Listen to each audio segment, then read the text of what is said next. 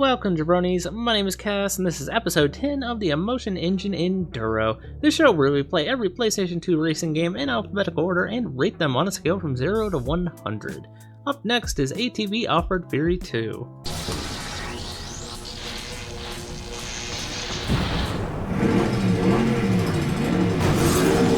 ATV Offroad Fury 2 is the second game in a PlayStation exclusive series of games that was of course published by Sony. This is the second and last ATV Offroad Fury game developed by Rainbow Studios. A couple years later, Rainbow would release MX Unleashed, which would lead into the very long-standing MX vs ATV series of games. If you've ever seen a copy of ATV Offroad Fury 2, you probably saw Not For Resale plastered on the disc and case. This is because it was one of the few pack-in titles for the PS2, and Sony made a fantastic decision to make this one of those because it is a phenomenal game. After I played the first ATV Offroad Fury, I felt it had first game syndrome. After this, I 100% feel confident in that statement. Rainbow Studios took the excellent base they had in 1 and turned everything up to 11. I cannot find a single area where this game is worse than the first one. Okay, maybe except that the Yamaha Banshee's not here, but that's it.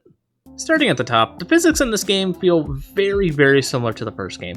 Super arcadey and super grippy, but also being super fun. Most of the depth will come from learning rhythm sections and figuring out how to preload your suspension properly when you need to. Preloading the suspension is done by pulling back on the right stick while going up a ramp and flicking it forward at the top. This can help you triple some rhythm sections and really keep up your speed. I feel like in Offroad Fury 2, you do get a lot more pop off the top of the jumps than the first one, so some of the big air sections just feel so massive. Where the riding took a big upgrade over the first is in the trick system. You can use circle or triangle to do any kind of basic tricks and then use L1 and one of the directions of the left stick as a modifier. As opposed to the 4 tricks we could do in the first game, it's now a massive list of 24 tricks. It almost feels like memorizing a Street Fighter moveset with just the sheer number of tricks you can pull off now. The new trick depth is not for waste, as there are actually Freestyle championships available, unlike the first game. Each environment has 6 freestyle goals, 2 target smashes, a combo target where you have to hit a set number of combos before time runs out, and lastly, simple point freestyle that will have 3 different levels of trick goal. These goals are pretty fun and a nice high-flying change of pace from all the racing you're going to do. Speaking of the racing, there are 3 modes available, National, Supercross, and Enduro, all returning from the first game. Each of these championships will have normal and professional level championships available, the latter having longer races, and I've noticed the AI is a touch faster as well.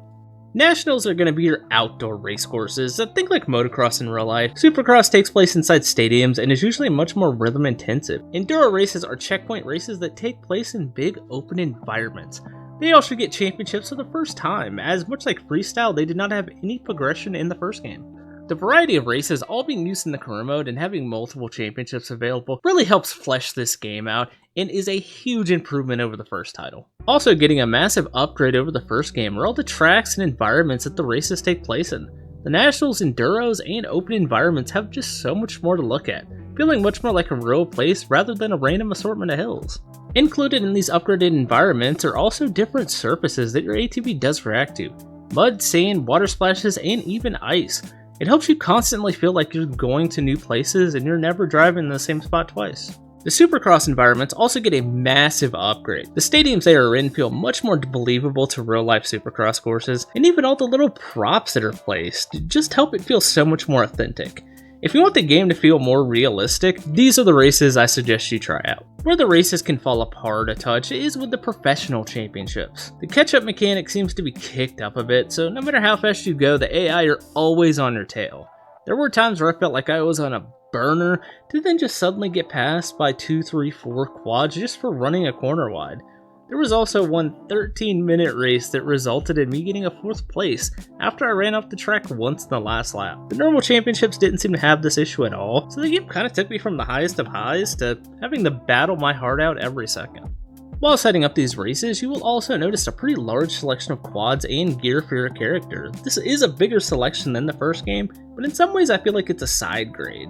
There's about the same number of licensed quads, but you will notice no Can-Am or Yamaha. Can-Am was rebranded to Bombardier at this time, so they're still technically here, but Yamaha is just completely absent for some reason. Where most of the new variety in this game comes in are in the fantasy quads.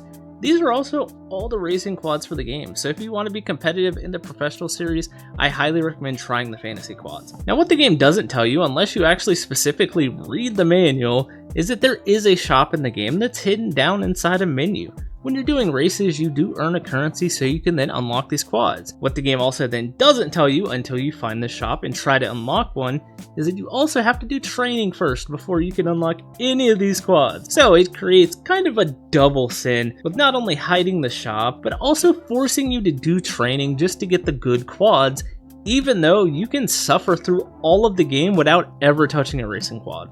I will also give a shout out to this G-Ride quad that you get for having a game save of ATV Offroad Fury 1 on your memory card. This thing has a lot of whimsy in it. I appreciate a little bit of whimsy in my games. Once you finally get one of these quads, you will notice that the camera's really far backed out like it is in the first game. However, when you go to change the camera, you'll notice there is a first-person camera. This is super cool for 2002, and they did an excellent job animating the thumb throttle and showing all the little controls. I give them huge props for this, and it actually feels really natural to ride the quads in first person.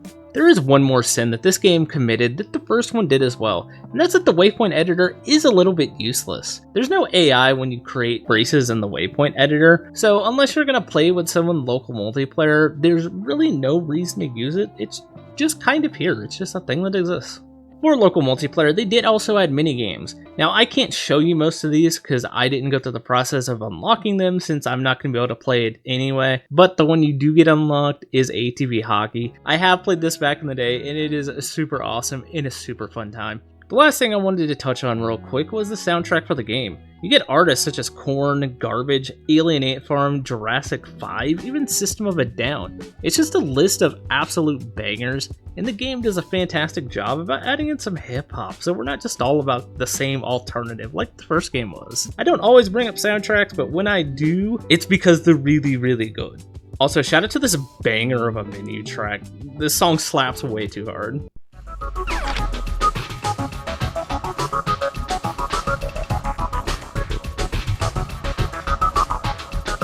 I had to come into ATV Offroad Fury 2 with a pretty open mind, because I played this game a lot as a kid, and I was a little worried about it not living up to the hype I thought of it, or the aura that I thought it had, and it's been 10 if not 15 years since the last time I've touched it, so maybe I was remembering wrong. Fortunately, I had nothing to worry about because ATV Offroad Fury 2 gets an 80 out of 100.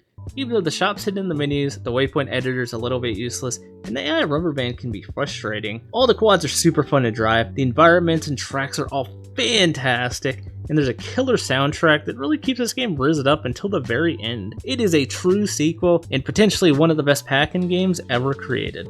Thank you all so much for making it through the end of episode 10 of the Emotion Engine Enduro. I can't believe we're through 10 episodes already, and we have a new game at the very top of the list.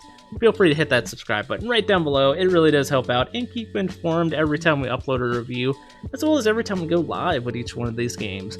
We also go live over on twitch.tv/COisNOTpog, which I just hit 1,000 followers over there, so thank you everyone who's followed me over there. It's been truly incredible and amazing. Next week, we will be playing ATV Offroad Fury 3.